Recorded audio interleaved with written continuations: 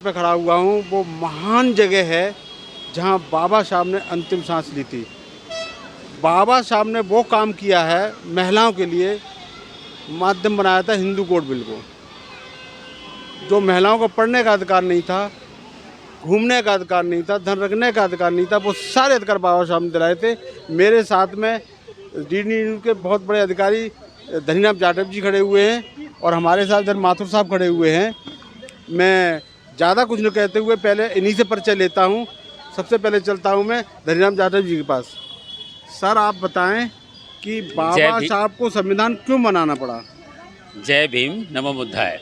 पहले तो मैं ये बताना चाहूँगा कि बाबा साहब की जो लोग एक टैग लाइन देते हैं ना कि बाबा साहब ने केवल ऑपरेश क्लासेस के लिए काम किया था, वो यहाँ आके देखें तो उनको पता चलेगा महिलाओं के लिए उन्होंने काम किया, श्रम रोजगार वालों के लिए उन्होंने काम किया, भाखड़ा नांगल जैसी योजनाएं उन्होंने बनाई, आरबीआई की स्थापना में उन्होंने काम किया।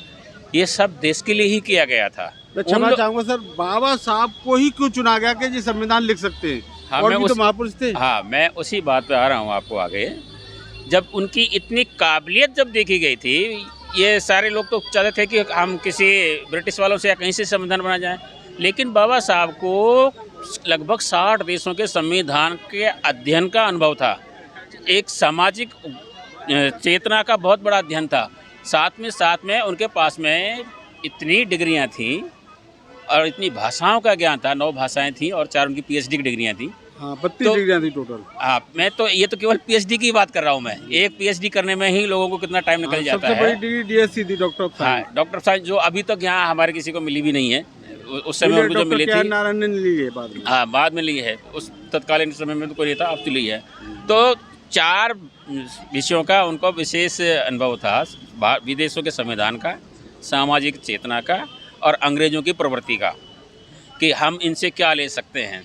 और दूसरा सबसे बड़ा जो चीज़ था, यहाँ पर कुछ लोग तो पहले से ही विकसित थे, जो गैर विकसित लोग थे, जिनको दबाया गया था, उनके लिए संविधान में अब इतनी देरों में तो उसको बताया नहीं जा सकता उनके कहाँ से उनको चुना गया था, कैसे चुना गया था, कितनी उनकी योग्यता थी। इसलिए उनको यहाँ पर ये काम दिया गया था कि उनके इक्विवेलेंट उस समय कोई था ही नहीं जो कानून विद के रूप में इस चीज़ को लिख सके।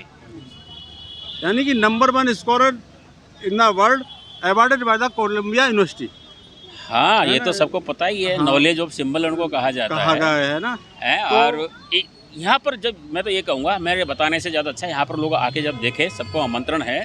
यहाँ एक एक चीज़ का सचित्र वर्णन किया गया है। उन्होंने महिलाओं के लिए क्या किया, संविधान सभा के लिए क्या किया गया, और वो पहले मंत्रिमंडल में जो लोग थे वो सब शामिल लोग थे, उसमें कोई विपक्ष का नेता नहीं था। नेहरू जी ने सबको शामिल किया था और नेहरू जी और महात्मा गांधी को उनकी प्रतिभा का पुणे पैक्ट जो हुआ था, तभी से उनको पता चल गया कि ये आदमी कितना ब्रिलियंट है। और सबसे इम्पोर्टेंट बात ये थी, जितना उनके साथ अत्याचार किया था, जब संविधान लिखने लगे ना, तो उनको ये पता उनके अंदर कितना कंपल्सन था, कितनी करुणा थी। किसी भी वर्ग के लिए उन्होंने उसमें बुरा नहीं लिखा। उन्हें क्षमा चाहूँगा कि हिंदू कोड बिल लिखने के बाद में बाबा साहब ने विधि मंत्री से इस्तीफा क्यों दे दिया था? देखो, जो हिंदू कोड जो बिल बनाया जा रहा था ना, तत्कालीन जो समय था, उस समय महिलाओं के लिए किसी प्रकार का कोई अधिकार नहीं था। ना तो शिक्षा का अधिकार था, ना धन रखने का अधिकार था। ये पहले पिता के घर में है तो पिता के संरक्षण में रहेगी, शादी के बाद में पति के संरक्षण में रहेगी, और जो बच्चे हो गए तो उनके साथ में रहेगी। और उस समय की परिस्थिति कुछ ऐसी थी कि महिला के पति, जैसे आज दूसरे लोगों के बारे में हम कहते हैं ना, तो एक पुरुष कई शादियाँ कर लेता था। इसके बाद में उनको जब ना तो पुत्र की जो पिता है या ससुराल है, उनको किसी भी प्रकार का संपत्ति रखने का अधिकार नहीं था। दूसरा, एक शादी से ज़्यादा कोई लगे, आज कोई एक शादी से दूसरी शादी कर लो तो 7 साल की उसको जेल हो जाएगी। तो औरत की कोई कदर ही नहीं थी। तो इन्होंने जो आज जो वर्तमान में आप देख रहे हो, वो उन्होंने 51 में पेश किया था कि औरत को प्रॉपर्टी में अधिकार होना चाहिए, उनके दूसरी शादी नहीं होनी चाहिए, बराबर का अधिकार मिलना चाहिए, शिक्षा में बराबर का अधिकार मिलना चाहिए। इतनी सारी चीज़ें उन्होंने 51 में सोच ली थी। सर, मैं थोड़ा सा आपसे व्यू लेना चाहूँगा कि बाबा साहब ने संविधान बना दिया जी, और इतना बढ़िया संविधान बनाया। तो प्राइवेट कमेटी के अध्यक्ष थे वो, तो वो संविधान बन गया। आज भी संविधान चल रहा है, अमेंडमेंट भी हुए, तो मैं आपसे एक प्रश्न करना चाहूँगा, भारत विकासशील से विकसित कैसे हो सकता है? भाई संविधान में उसमें सब कुछ लिखा हुआ है। संविधान की देन है तो भारत विकसित बन रहा है। संविधान की वजह से ही हमारा देश आगे बढ़ रहा है, उसी वजह से हम लोग आगे बढ़ रहे हैं। और इस जगह जो हम जो लोग आए हैं, ये बहुत ही बड़ी चीज़ है यहाँ पर, और हर सभी को यहाँ के देखना चाहिए आकर के। और सबसे ज़्यादा जो है जाटव जी ने अभी जो बताया, इतना ज्ञान बताया इनके बारे में, ये समझ लो बहुत ही अच्छा है और सबको ये सुनना चाहिए, सबको देखना चाहिए। यानी कि इस देश में ऐसी कोई वस्तु नहीं बची जो पूजी नहीं जाती है। यदि उसको लोग पूजना बंद कर दें और इस देश की युवा पीढ़ी मंदिर, मस्जिद, गुरुद्वारे से निकल करके पुस्तकालय, विद्यालय, यूनिवर्सिटी जाने लगे, तो कैसा कैसा भारत हमारा विकसित होगा बहुत कि नहीं होगा? जबरदस्त विकास होगा, जो उसका दिमाग में बिल्कुल चेंज आएगा उनके में। ठीक है, ये तो पाखंड की बात है, पुराने लोगों के हिसाब से वो क्या कर रहे थे क्या नहीं कर रहे थे, लेकिन आज के समय में सभी पढ़े लिखे हैं, तो उनको इधर आना चाहिए और देखना चाहिए कि क्या है, अम्बेडकर जी ने क्या क्या किया हमारे लिए, क्या नहीं किया, वो हमें आके देखना चाहिए। हमारे साथ एक भाई साहब और खड़े हुए हैं। भाई साहब, आप बताएं, बाबा साहब पर प्रकाश डालें। जी, बाबा साहब को संविधान क्यों जब बनाने की जरूरत पड़ेगी, जब देश आज़ाद होगा उसके बाद क्यों बनाया उनने? देखो संविधान बनाने की ज़रूरत इसलिए पड़ी थी क्योंकि वहाँ पे अंग्रेज जब यहाँ से गए थे, देश से गए थे, तो उन्होंने पार्टीशन करा दिया था सर। तो पार्टीशन कराने के बाद में तो किसने फिर करा कुछ दिया था पार्टी? अंग्रेजों ने करा के गए थे सर। हाँ। ठीक है, पार्टीशन करा के गए थे अंग्रेज इसमें लोग। गांधी का कुछ रोल था नहीं था?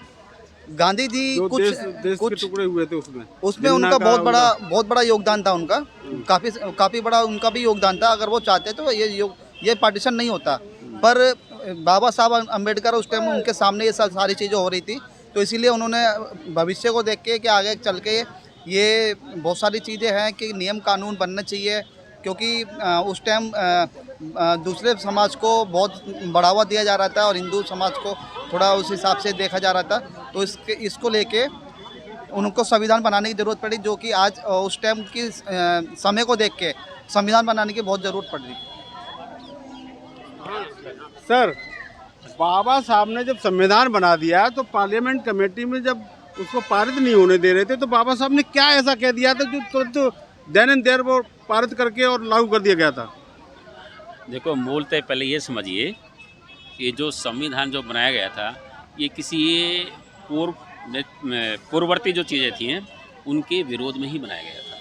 यानी कि जो ना तो ये हमारी जो महिलाएं थी उनके लिए कोई अधिकार नहीं था, प्लस शिक्षा का अधिकार, लिबर्टी, फेटर्निटी, और ये जिन रियासतों में बटा हुआ था देश। आपका कहने का तात्पर्य है, उन्होंने एक शब्द कहा था, इस संविधान को प्रयोग करने वाले लोग अच्छे होंगे तो ये संविधान अच्छा साबित होगा, इस प्रयोग करने वाले लोग अच्छे नहीं होंगे तो ये संविधान गलत साबित होगा। ये उनका जब संविधान 26 नवंबर को इसको अडॉप्ट कर रहे थे, आत्मार्पित कर रहे थे, तब उन्होंने कहा ये संविधान तो हमने आपको लिख के दिया है, सारे कानून नियम बनाए हैं, लेकिन यदि इसको चलाने वाले लोग, इसके अनुसार काम करने वाले लोग यदि अच्छे होंगे तो संविधान बहुत ही अच्छा सिद्ध होगा, और यदि इसको चलाने वाले लोग बुरे हाथों में रहें तो अंततः ये संविधान बुरा ही होगा। मेरे साथ महिला शक्ति भी खड़ी हुई है, मैं जरा बात कर लेता हूँ।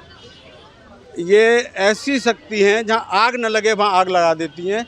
ससैया के दोहरे न्यो नाविक के तीर, और देखन में चोटी लगे घाव करत गंभीर। तो मैं इनसे पूछना चाहूँगा कि बाबा साहब पे थोड़ा आप भी प्रकाश डालें। प्रकाश क्या डालना है? प्रकाश तो वो तो खुद एक प्रकाश थे, प्रकाश के ऊपर क्या प्रकाश डाल सकते हो? ऊर्जा मैंने थे। क्या कहा? प्रकाश अंधेरे रूम है, पूरा घनघोर अंधेरा है, घनघोर अंधेरा।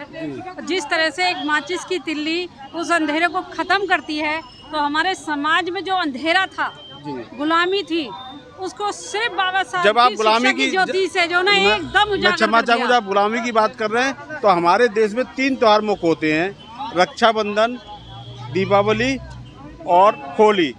तो ये मनाए जाने चाहिए, नहीं मनाए जाने चाहिए? देखिए, मैं तो इनका सख्त विरोध करती हूँ, क्योंकि यही जो है मेन जो है हिंदुओं का जो षड्यंत्र है, और इस षड्यंत्र के तहत ही तो वो हमें गुलाम बनाने का कोशिश करते हैं। हमें आर्थिक रूप से गुलाम बनाते हैं, क्योंकि जो हमें जो सरकारी नौकरी में है या प्राइवेट नौकरी में जिन्हें फंड मिलता है या बोनस मिलता है दीपावली के आसपास, तो वो इसलिए मिलता है कि अब जो नया सीजन शुरू होएगा, सेक्शन शुरू होगा बच्चों का, तो उसमें नई बुक्स आएंगी, नई किताबें आएंगी, ड्रेस आएगी उनकी, और उनके ट्यूशन की फीस जाएगी।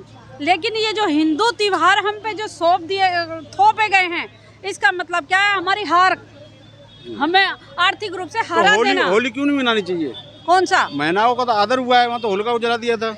देखिए, अगर महिलाओं का आदर अगर किसी ने किया है तो बाबा साहब डॉक्टर भीमराव अम्बेडकर जी ने किया है, और किसी ने नहीं किया, क्योंकि बाबा साहब ने ही अपनी बेटियां समझा है भारत की महिलाओं को। यानी कि सूपन खां को जबरदस्ती जलाया गया था ना? सूपन खां को काहे को जलाया गया? अरे होलिका को जबरदस्ती जलाया गया था, हाँ। क्योंकि वो जो है एक वीरांगना थी, हाँ। और हिरण्यकश्यप हमारे बौद्ध राजा थे, हाँ। जिनकी हत्या की गई थी जबरदस्ती। और हत्या करने पे भतीजा, वो कितना बड़ा भतीजा था, वो 6 साल का 7 साल का बच्चा, क्या उसे अगर मारना चाहते हिरण्यकश्यप हमारे बौद्ध राजा, तो क्या उसको जो है मतलब उसे तो 2 मिनट लगती, फांसी लगा देते, उसका गला दबा देते, जहर दे देते। तो ये तो जितने सारे षड्यंत्र, जितने पाखंड, जितना झूठ बोला जा सकता बोला। तो दीपावली जिस दिन मनाई जाती है, वो त्योहार क्या राम जी लौट के आए थे उसकी वजह से बनाई जाती है? बुद्ध अपनी दिशा शिक्षा लेके आए थे उस वजह से बनाई जाती है? देखिए, अगर सही तरीके से देखा जाए तो कपिल वस्तु बुद्ध आए थे। यानी कि शिक्षा दीक्षा लेकर के कपिल वस्तु वापिस हुए थे? नहीं जी, और तथागत बुद्ध ज्ञान की प्राप्ति करके कपिल वस्तु वापस आए थे अपने। हाँ जी, तब लोगों ने उनकी खुशी में दिए जलाए थे। ये बौद्धों का, कहते हैं बौद्धों का त्योहार है। हम ये कहते हैं कि दीपावली के दिन ही बौद्ध भिक्षुओं की हत्या भी हुई थी, इसलिए हम उस जो है दीपदान महोत्सव का बहिष्कार करते हैं, क्योंकि उस दिन ही हमारे जो है बौद्ध धर्म को खत्म करने का जड़ से काम किया गया था। मेरे सामने बंते जी खड़े हुए हैं। बंते जी, थोड़ा सा हमें प्रकाश डालें बुद्ध के ऊपर। जो दीपावली मनाई जाती है वो क्यों मनाई जाती है? कन्फ्यूजन में कुछ लोग कहते हैं राम आए थे लौट के, उसमें मनाई जाती है। कुछ कहते हैं कि बुद्ध जी आए थे, गृह जनपद आए थे, दीक्षा शिक्षा अपना ज्ञान प्राप्त करने के बाद में उनकी खुशी में दीपदान किया गया था। तो क्या है इसमें, थोड़ा सा हमें प्रकाश डालें। इसमें कुछ लोग तो अपना खुशी के रूप में मनाते हैं, ऐसे खुशी मनाते हैं जैसे राजा बृहदत्त को मारा गया दशहरा के दिन जी। और उसके बाद में जो है उन्होंने दशहरा में तो दशहरा जो है हो गया, उसके बाद में फिर इन्होंने जो है दिवाली को मनाया जो है खुशहाली के रूप में। उसी को जो है बुद्ध के जितने इतिहास था सबको समाप्त करके जो है उन्होंने जो है जलाया। बहुत भिक्षुओं को मारा, बहुत भिक्षुओं मार करके उनका इतिहास जलाया। नालंदा विश्वविद्यालय को जला करके जो है उन्होंने खुशहाली मनाई जो है, और भिक्षुओं को भी मारा। भिक्षुओं मार करके जो है घरों में उनके जा कर के जो है एक बहुत बड़ा जो है देहातों में जो है वो निकालते हैं, जो है एक इतना बड़ा बहुत बड़ा ऐसा निकालते हैं, तो उसे बना करके उसको जलाते हैं। जला करके घरों में सब इधर उधर उसको दिखाते हैं, दिखाकर कहते हैं अलाय बलाय जाते हैं। अलाय बलाय का मतलब जो घर में जो आते थे लोग, अच्छे उपदेश देने वाले लोग, उनको समाप्त कर दिया, इतिहास को समाप्त करके जो है, और अब हम जो है इस अलाय बलाय को जला दिया। अलाय बलाय को जला करके धूरे पर जो वहाँ जाके समाप्त कर देते थे। उस खुशहाली में जो है पटाखे दगाते थे, विजय का दिवस मना करके जो है अच्छा अपना जो है जो भी उनको खाना होता था वो खाना खाते थे, अच्छा मीठा मीठा जो भी कुछ है वो खाते थे। ये खुशहाली में जो है मनाया इतिहास को। बुद्ध ने कोई भगवान नाम की वस्तु को माना है या नहीं माना है? बुद्ध ने भगवान की वस्तु को तो नहीं माना, लेकिन बुद्ध ऐसे व्यक्ति थे जिनको जीते जी ही लोगों ने बुद्ध कहना शुरू कर दिया, भगवान कहना शुरू कर दिया था। तो इसलिए कह दिया था कि इति विश्व भगवा, वह भगवान अरहत हैं, सम्यक संबुद्ध हैं, विद्या तथा आचरण से संपन्न है, सुंदर लोकांतर के रहस्य को जानने हैं, देवता और मनुष्यों के शास्ता हैं।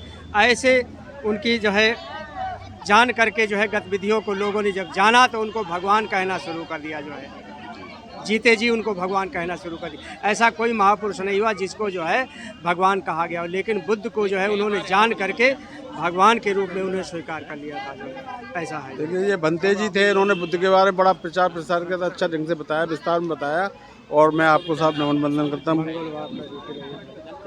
एक मेरे साथ नारी शक्ति और खड़ी हुई है, जरा उनसे विचार ले लेते हैं। पिंकी जी, आप बताएं कि बाबा साहब के बारे में आप कितना जानती हैं? सर अभी तो इतना कुछ भी नहीं जानती, लेकिन मैं तो इतना भी कुछ भी नहीं जानती सर। बस ये जानती हूँ कि हाँ आज मैं यहाँ खड़ी हूँ तो इन्हीं की वजह से ही खड़ी हूँ। यानी कि हम सभी औरतें जो आपको भी हैं, स्वतंत्रता दी है वो डॉक्टर बी आर अम्बेडकर ने दी जी। आज हमें जो निकलने का, बढ़ने का, जाने का जो भी आज मैं कर रही हूँ, आज यहाँ खड़ी हूँ तो बाबा साहब की वजह देखिए से। सभी के विचार महिलाओं को जागरूक हो रही हैं, यहाँ आकर के प्रेरणा मिलती है और ये एक तरह से प्रेरणा स्थल है। बाबा साहब का प्रेरणा जैसे अंतिम सांस बाबा साहब ने यही ली थी और बाबा साहब वो दे गए, समानता दे गए, संविधान दे गए, जान सब कुछ दे गए, लेकिन अब यहाँ के लोग कुछ ऐसी संकीर्ण मानसिकता के लोग हैं, संविधान को ख़त्म करने की बात करते हैं। चाहे वो बागेश्वर धाम का बाबा हो, चाहे वो सुप्रीम कोर्ट का लॉयर हो, जो चिल्ला चिल्ला के कह रहा है, डिबेट में कह रहा है, वो तिवारी है, शर्मा है, जो भी है, वो चिल्ला चिल्ला कह रहे हैं मैं संविधान को ख़त्म करूंगा, मैंने रेट डाल रखी है, उसके बाप में ताकत नहीं है संविधान को वो ख़त्म कर ले, नहीं कर सकता।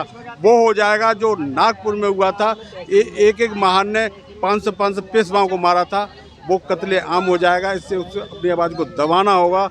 एकता में बहुत बड़ी ताकत होती है, अच्छे अच्छे कोर्ट झुक जाते हैं। इसी के साथ मैं अपनी वाणी को विराम देता हूँ। सभी को जो मेरी आवाज़ को सुन रहे, जहाँ तक मेरी आवाज़ जा रही है, सभी को मेरा नमन, वंदन, साधुवाद, शाधुवाद। जय भीम, जय भारत, जय मूल निवासी, नमो बुद्धाय।